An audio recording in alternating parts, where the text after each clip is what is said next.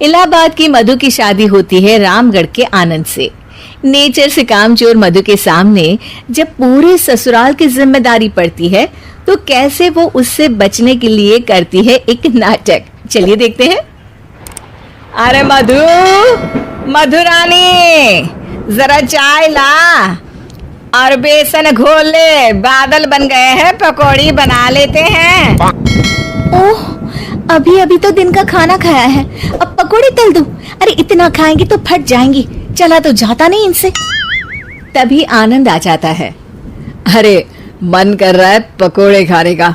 मधु देखो ना, बादल बन गए हैं, ऐसे में पकोड़े मिल जाए तो मजा आ जाए। अरे अभी तो बादल बने हैं, जरा 2-4 बूंद टपक तो जाने दो, बना दूंगी पकोड़े भी। ये बोलकर मधु वहां से चली जाती है। अरे मधु, मधु बूंदे भी बरस गई, अब तो बना दो पकोड़े। अरे बूंदा बूंदी तो रोज होती है, जरा जमकर बरसे तो पकोड़े तलने में और सिखाने में दोनों में मजा आ जाए। ये बोलकर मधु वहां से चली जाती है और मधु के साथ ही बूंदा बांधी कर बादल भी चले जाते हैं। मधु अपने कमरे में जाकर कहती है, अरे भगवान, ये सारा कमरा फैला हुआ है, कैसे साफ होगा?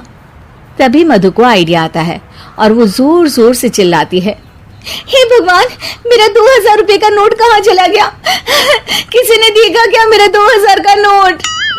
तभी वहां मधु की ननद और नौकरानी आ जाती है। अरे भाभी, मैं देख देती हूँ। कैसे देखोगी दीदी, सारा कमरा तो गंदा पड़ा है। अरे हटो ना, मैं साफ किए देती हूँ, मिल गया तो दे दूंगी। अब ननद और नौकरानी 2000 नोट के चक्कर में पूरा कमरा साफ कर देती है और नोट नोट खोया हो तब तो मिले। खैर, ये तो छोटे मोटे ट्रिक्स थे जो मधु काम से बचने के लिए करती, लेकिन अब आना था मधु का मास्टर स्ट्रोक, जिसपे वो अब सिर्फ बैठकर खाने के चक्कर में थी, और वो भी सास को ऑर्डर दे देकर। कैसे? चलिए देखते हैं।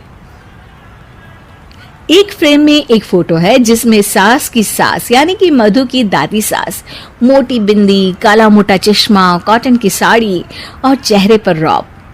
वहां उसी फोटो के नीचे खाट पर बैठी मधु, और मधु का गेटअप बिल्कुल वैसा ही था।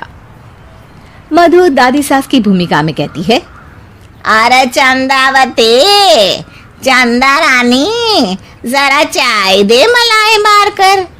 मधु की सास यानी कि चंदावती कहती है, अरे इस नाम से तो सिर्फ मुझे मेरी सास बुलाया करती थी, ये कौन है देखूं तो जरा।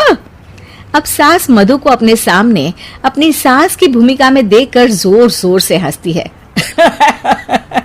मधुरानी, कोई तमाशा चल रहा है या ड्रामा? जा जा जाकर चाय लेकर आ। मधु जो कि ये दिखा रही थी कि वो सास की सास है या फिर उसकी आत्मा उसमें आ गई है, वो क्या करती है? चाय और मैं, वो भी तेरे लिए चंदावती। यही सिखाया है तेरी माँ ने। यार एक तो डायलॉग बदल बहू, तू सास बनकर जो माँ पर सीधे चली आती हो, ये ओल्ड फैशन हो गया है, जरा अपडेट हो जा। और वैसे तू कुछ भी बन, उसके पहले चाय लेकर आ। अभी सास कुछ बोलती कि वहां मधुर के ससुर आ जाते हैं। वो मधु को देखते ही पागल सा हो जाते हैं। माँ, मेरी माँ, माँ तू वापस आ गई। अरे धत तेरी की, अभी एक का नाटक खत्म नहीं हुआ कि दूसरा आ गया। अरे हद है तेरी, जबान तो चलती ही जा रही है, सामने मेरी माँ बैठी है। अरे इनका चेहरा देखने को तरस गया था मैं, मेरी माँ वापस आ गई। ये देख, मेरी माँ आ गई। ये नहीं कि देसी घी के लड्डू बनाए, बस जबान चला रही हो। अरे जाने दे धनकलाल, इसे तो शुरू से ही बोलने की तमीज नहीं है, मेरी तो आदत हो गई है दब दब कर रहने की। नहीं नहीं माँ, ऐसे कैसे, ये सब करेगी। अच्छा मैं दुकान जा रहा हूँ, शाम को तेरी पसंदीदा गर्मा गर्म जलेबी और समोसे लेकर आऊंगा माँ। ससुर वहां से चले जाते हैं। अब बेचारी सास अपनी ही बहू के नाटक में फंसकर सारा दिन सारी रात काम करती। लेकिन कब तक? एक दिन की बात है। बेटा आनंद, मेरे तो हाथ पैर सब दर्द हो रहे हैं, मुझसे नहीं होता इस उम्र में इतना काम। हाँ माँ, तू ठीक कह रही है। वैसे भी माँ, दादी को तो मरे अभी सिर्फ 5 साल हुए हैं, फिर मधु कैसे दादी हो सकती है? अरे वही तो बेटा, मैं तो ये सोच रही थी कि कहीं दादी मधु के रूप में तो पैदा नहीं हो गई।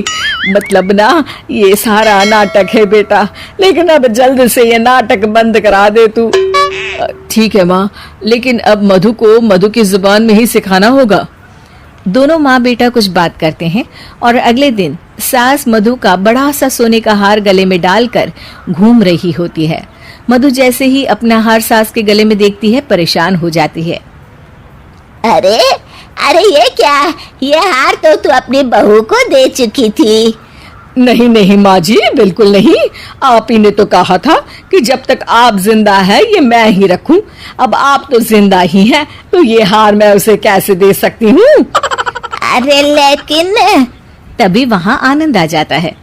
दादी दादी, मैं आपके लिए भैंस लेकर आया हूँ, बाहर खड़ी है। जरा अच्छे से नहलाकर उसके गोबर से आंगन लीप देना और गोबर के कंडे बनाकर सुखाने डाल देना। और हाँ, जरा ताजा ताजा दूध भी निकाल देना दादी।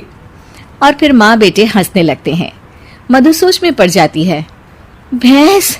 नहीं नहीं, इतनी बड़ी भैंस की मैं सेवा करूं? ना बाबा बना, मैं तो बहू बनकर घर वालों की ही सेवा कर लूं, उतना ही बहुत है।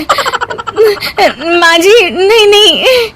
अरे अरे, क्या हुआ बहू, तुम वापस आ गई क्या? तुम्हें सब कुछ याद आ गया? हाँ हाँ, सब याद आ गया, पूरा पूरा याद आ गया। अब सास चैन से खाट पर बैठती है और जोर से कहती है, सब याद आ गया ना? तो चल जा, चाय लेकर आ, और वो भी मलाई मारकर। दोस्तों, हमें उम्मीद है कि आपको हमारी ये कहानी पसंद आई होगी। कृपया हमारे चैनल को सब्सक्राइब करें और सभी अपडेट्स के लिए बेल आइकन जरूर दबाएं। और हाँ, वीडियो लाइक और शेयर करना मत भूलिएगा। Bye bye.